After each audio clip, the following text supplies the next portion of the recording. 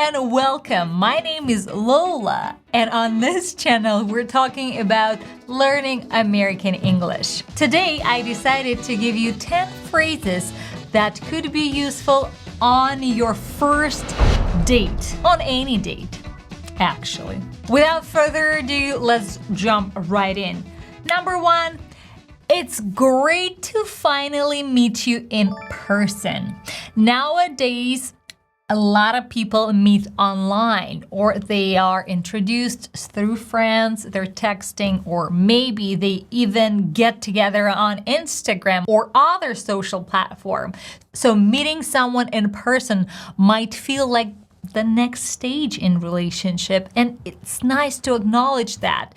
And this phrase, I think, is very bonding. Like, you know, it's great to finally meet you in person in real life. Number 2, one of these like icebreakers, conversation warmers, just a comment on what you see. I love this place. Usually the person who got invited would say this comment, complimenting the choice or the suggestions. For example, whoa, I love this place. Do you come here often? I think honestly, it's a great opener. First of all, you learn about someone's habits, you learn about their choices and about their life routine. And by asking this question, I love this place, do you come here often? You know, like, is it once a year, once in a lifetime opportunity? Or, you know, every Wednesday he's or she's here working on their laptop. Another version of the same idea would be the question, I love this place, have you been here before? Have you been here before? I'm sure you know, present perfect marks something that was already done. It's not a grammar lesson. Lola, focus. Once again, everything that I said about I love this place, do you come here often, applies to the same idea. Have you been here before?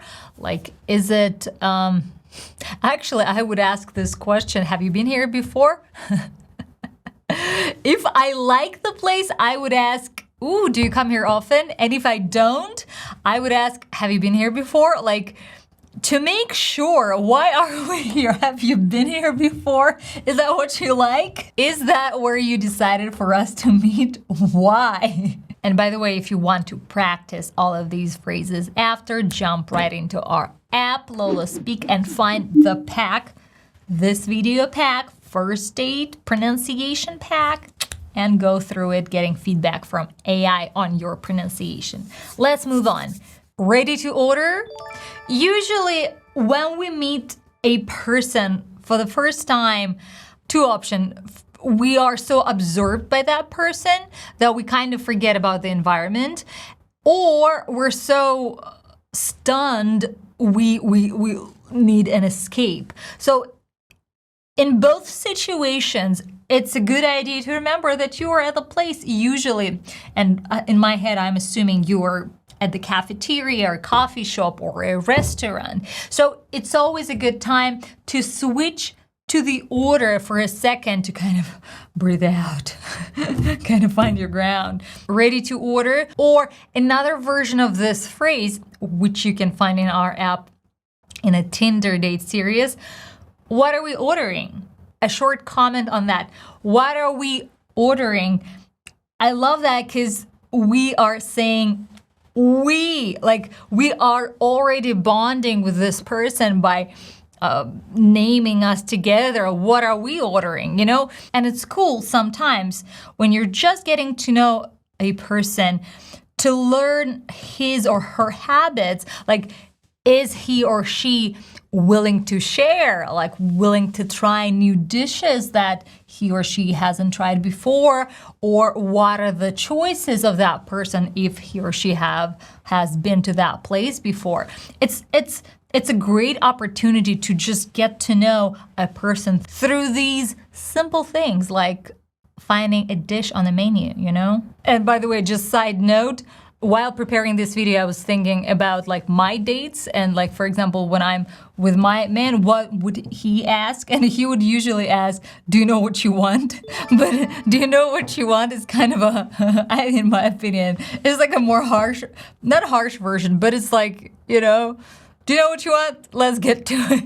Okay, next phrase, and I think it's very useful to have a phrase that would compliment a person. The very simple version is, you look great. Actually, this is just such a regular comment, but that makes us feel good. When you meet someone and you get this, like, oh, you look great. Ah, yes, thank you. Thank you. This little simple sentence, you look great. Also, what I like about it, it's not like a heavy personal comment, right? It's not like, oh my God, when I look into your eyes, like they're so beautiful. Or your smile, like it's not cheesy. It's just an overall comment, like you look great. Like I love your look, you look great. And another version of a compliment, which I like and I think is very useful and I think is very kind of safe and neutral, because we don't want to get too personal too quickly. I mean, unless you do want, because I'm not a dating coach, but from my experience, just take it slow. I love your sense of style. Why I decided to include this phrase? Because it's not like a direct comment, like you look beautiful. You look great is neutral. You could say it to anybody. You look great. When you say you look beautiful, it's already, you know, you feel it's even more personal, more romantic, more like a direct attack.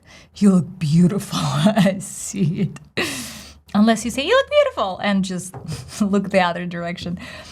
But you know what I mean. But when you're commenting on someone's sense of style, it's almost like you like the person, not in a romantic way, but more like you're enjoying this human being, his clothing choices. Like, I love your sense of style. You have this sense of style.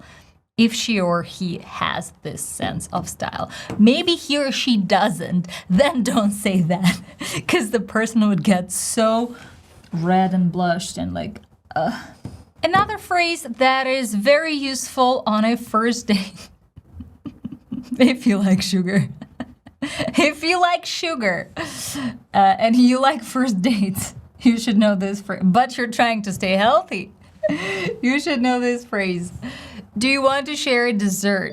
It's a great opportunity to bond.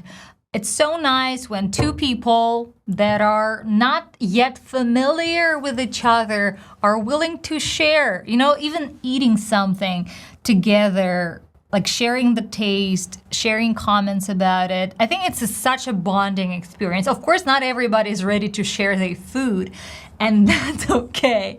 But a dessert is usually a continuation of the evening, of the dinner. And sometimes you say like, oh, you know, do you want a dessert? I know a great place. Maybe you want to switch and go to another place. Or like, should we share a dessert here? Like, you know, I'm so full, but let's get a tea. Let's share a tea.